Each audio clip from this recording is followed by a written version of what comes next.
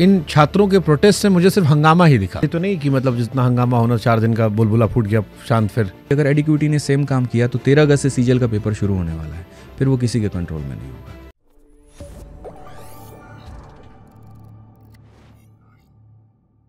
क्योंकि 1 महीने पहले रेलवे रिफॉर्म भी एक्सपर्ट ट्रेंड कर रहा था और उस पे भी हमने सर काफ़ी वीडियोस बनाई है, उसके ऊपर में भी हमने सरकार को बहुत हद तक खींचा है, हमने सारी बातें रखी और ऐसा नहीं है कि वो मुद्दा हमारा खत्म हुआ है। बस मेरी थोड़ी सी ये कोशिश है कि कहीं एक जगह पर भी जीत मिले ना तो हमारे लिए बड़ी जीत है। फिर एक भी अगर मिल गई तब तो फिर बाकी सिस्टम। बट जैसे वो शेर है ना कि सिर्फ हंगामा खड़ा करना मेरा मकसद नहीं। इन छात्रों के प्रोटेस्ट से मुझे सिर्फ हंगामा ही दिखा कि ट्विटर पर ट्रेंड हो गया, सोशल मीडिया पर आ गया। पहले तो टीवी नहीं उठा रहा था, इस बार आप लोग की थोड़ी जीत ये थी कि टीवी ने भी इस मसले को उठाया। हम लोगों ने दबा के हम लोगों ने इस पर स्टैंड लिया। बट इससे आगे क्या निकला है? 31 जुलाई से अभी तक क्या हासिल हुआ? आपको क्या लगता है क्या बदलाव हुआ? कल डीओपीटी मिनिस्टर साहब के साथ मीटिंग है, मान गए? हाँ बिल्कुल मान गए हैं। मतलब काफ़ी लिंक्स लगाए हमने, काफ़ी सारी चीज़ें की हैं, तब जाकर के वो माने हैं। और सर मंत्रालय तक भी तो ये बात गई है, तो अब कल जब मीटिंग होगी तो वहाँ पर ये सारी बातें रखी जाएंगी और अगर वहाँ पर एक वैलिड तरीके से वो बातों को आगे लेकर के कैरी ऑन करते हैं, हमें आश्वासन भी देते हैं या उनकी बातों से ऐसा लगता है कि हाँ चेंजेस हो सकता है, तो शायद ये हंगामा रुक जाए। लेकिन अगर ऐसा नहीं होता है तो सर ये फिर किसी के हाथ में भी नहीं होगा ये हंगामा रोकना या कुछ और, क्योंकि सर एक लिमिट होता है। आप किसी को निचोड़ोगे ना तो उसका एक लिमिट है, एक पॉइंट पर वो भी इंसान टूट जाता है। हर चीज़ का एक पॉइंट है। आप किसी को इतना भी मत डरा दो कि उसके बाद डर ही खत्म हो जाए। तो बच्चे के अंदर में अब ऐसा है कि थोड़ा सह रहा है, थोड़ा सह रहा है, थोड़ा सह रहा है, बट अब सर सब कुछ उसके हाथ से जब खत्म होता हुआ दिखेगा ना तो या तो वो तैयारी छोड़ देगा या फिर जो तैयारी करवा रहे हैं उनको फिर नहीं छोड़ेगा। इस देश के अगर कॉमन इंसान को आपको समझाना हो कि ये मुद्दा कितना बड़ा है और क्यों कॉमन इंसान को कनेक्ट होना चाहिए, आप कैसे बताओगे? सबसे पहले तो आप ये देखिए कि आप काफ़ी वक्त लेते हैं 6ठी क्लास से लेकर के 10वीं क्लास तक की पढ़ाई करने में।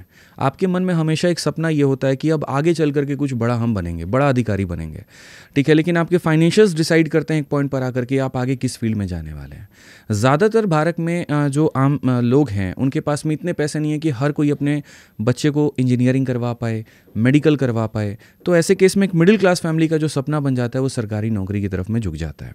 कुछ लोगों के लिए पैशन भी होता है, कुछ लोगों के लिए अपने स्तर से उठ करके आगे बढ़ने के लिए एक जज्बा होता है। क्योंकि अगर आपने कई सारे कहानियां आपने सुने हैं कि पंचर बनाने वाला आईएएस बना, वो प्रेरणा देता है इस समाज को कि भाई ऐसा व्यक्ति जिसके पास में कुछ भी नहीं है वो भी इस देश के सबसे ऊंचे पद तक जा सकता है। और जब वो प्रेरणा के आधार पर वो तैयारी करने आता है और तैयारी करने में कई साल वो झोंक देता है, अथाह संघर्ष उसका होता है। कई रात ऐसे होते हैं जहां वो भूखे पेट सोता है, कई रात ऐसे होते हैं यहाँ पर कि रात भर लाइब्रेरी में निकल जाएगा, उसको अपने सेहत का नहीं पता, परिवार में शादी है, भाई बहन की शादी है, कई सारे फंक्शन है, छठ है, दिवाली है, सब छोड़ना पड़ता है। छठ हमारे यहाँ का महापर्व होता है, हम उसको छोड़ करके भी लाइब्रेरी में बैठ करके दिन रात कलम घिस रहे होते हैं। और इतना मेहनत करने के बाद में जब आप जाते हैं और आपके साथ पेपर में नाइंसाफ़ी होती है, सिर्फ 2 मिनट आपका माउस काम नहीं करता, मैं कहता हूँ सर 30 सेकंड अगर आपका माउस काम नहीं किया ना सर आप फेल हो, बाहर हो आप। जनरल कंपटीशन है ये, यहाँ पर फाइट सेकंड का है, यहाँ पर फाइट नॉलेज का नहीं है। अगर हम एसएससी बाकी परीक्षाओं की बात करें, एक एक सेकंड बहुत मायने रखता है।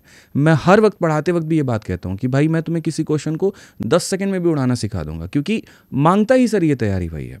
और काबिलियत होने के बाद सिस्टम के फेलियर की वजह से अगर वो बच्चा आगे नहीं बढ़ता है तो सर वहाँ पर 1 या 2 दिन बर्बाद नहीं होते, पूरा पूरा 1 साल बर्बाद होता है। और हर किसी के पास में इतना पेशेंस नहीं है कि वो वापस से तैयारी कर पाए, इसलिए लड़कियों के पास में तो बिल्कुल भी नहीं।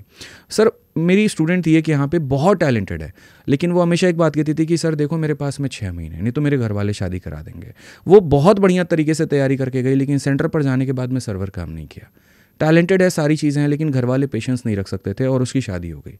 और शादी होने के बाद में जो उसके लाइफ में हुआ सर वो नेक्स्ट लेवल का था, एक सुसाइडल पॉइंट तक वहाँ पर हुआ पाई। तब मैं बैठ करके एक दिन सोच रहा था कि काश अगर थोड़ा सा जो है उस दिन गलती नहीं हुआ होता तो आज एक बड़ी अफसर होती और परिवार बढ़िया से चला पाती।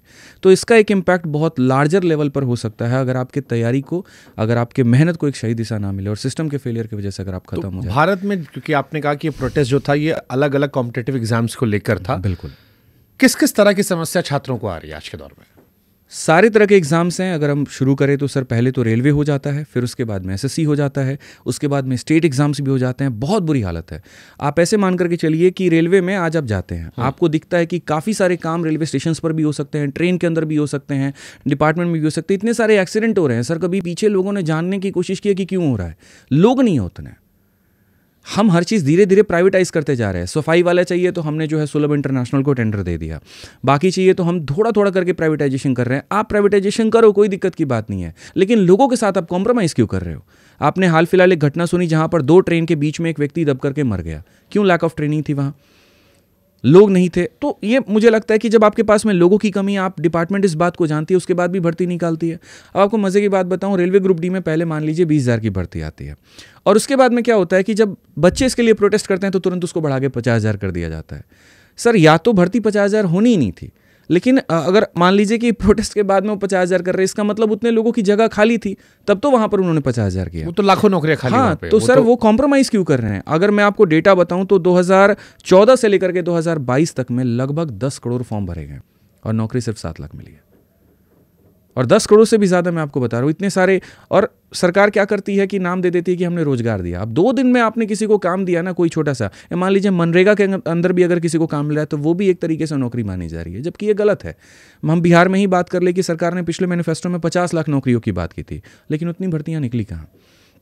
किसी छोटे काम को जोड़ करके आप नौकरी नहीं कह सकते। तो रेलवे पूरी चरमराई है।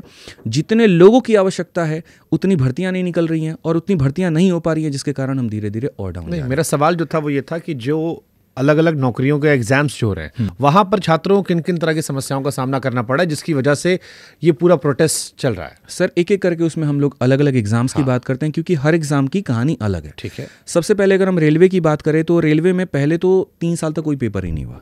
ठीक है, मतलब आया ही नहीं। फिर बहुत ज़्यादा हंगामा हुआ, काफ़ी सारी चीज़ें हुई, जो आप कहते हैं ना कि अक्सर बच्चे हंगामा करते हैं, वो हंगामे के कारण ही फिर उसके बाद में रेलवे मंत्री आते हैं और वो ये कहते हैं कि अब हम हर साल रेलवे का कैलेंडर निकालेंगे।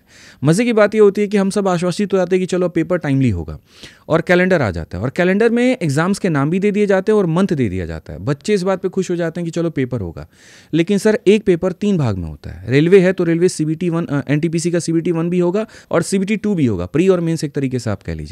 प्री का डेट दिया गया है और वो भी एक डेडलाइन दिया गया है कि इतने महीने से इतने महीने तक होगा, लेकिन फिक्स नहीं है। और प्री होने के बाद में कहीं पर यह चर्चा नहीं है कि इसका मेंस कब होगा और इसके बाकी की प्रक्रिया कब होगी। तो यानी कहीं ना कहीं गोली देकर के छोड़ दिया गया और लटका दिया गया वहां पर कि चलो ये होगा। अब क्या होता है, CBT 1 का पेपर होता है, बच्चा अब वेट में है, वो तैयारी कर रहा है, उसके पास इतना पैसा नहीं है, साधन नहीं है कि वहां पर शहरों के रह करके 10-10 हज़ार रुपये का किराया वो दे पाए। वो इंतजार ये कर रहा है कि भाई CBT 2 का पेपर आप ले लीजिए, और कोई पेपर हो नहीं रहा है, उम्र हमारी निकलते जा रही है, जीवन में हमें और भी आगे बढ़ना है, लेकिन आगे कोई पेपर नहीं होता।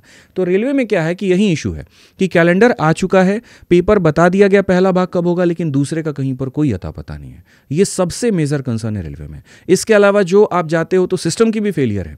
जहां पर आप जा रहे हैं, जैसे साइको का ही टेस्ट हो गया, अब साइको के टेस्ट में बच्चों को इतनी सारी प्रॉब्लम आई है कि पूरा टैलेंट ही वहां पर खत्म हो गया है। तीसरा, अगर आप जाते हैं, मैनेजमेंट इश्यूज काफ़ी ज़्यादा हैं। ठीक है, तो ये रेलवे में ये सारे बेसिक्स हो जाते हैं। इसके अलावा आप स्टेट एग्जाम में आ जाइए, आप बिहार में देख लीजिए, बिहार SSC की भर्ती का क्या हाल है। 2014 की भर्ती जाकर के 2022 में पूरी हुई थी पिछली, और उसमें भी 2 बार पेपर लीक हो गया था। अब कितना पेशेंस बच्चा रखे, मतलब पता चलता है कि यहाँ पर शादी भी हो गया, बच्चे भी हो गए, और उसके बाद भी अभी तक तैयारी वो कर रहा है। एक बहुत अच्छा कवर किया था एक मीडिया ने झारखंड SSC के बारे में। जब वो लड़का अपने स्टार्टिंग उम्र में 21 साल में था, तब उसने झारखंड SSC की तैयारी शुरू की, और 30 साल तक हो गया तब तक उसकी तैयारी चल रही है। लोग इसमें ये भी बोल देते कि इतना समय तक तुम तैयारी क्यों कर रहे हो, कोई और भी तो पेपर अपनाते। लेकिन अगर ऑप्शन ही ढूंढते रहेंगे तो भर्ती कब पूरी होगी?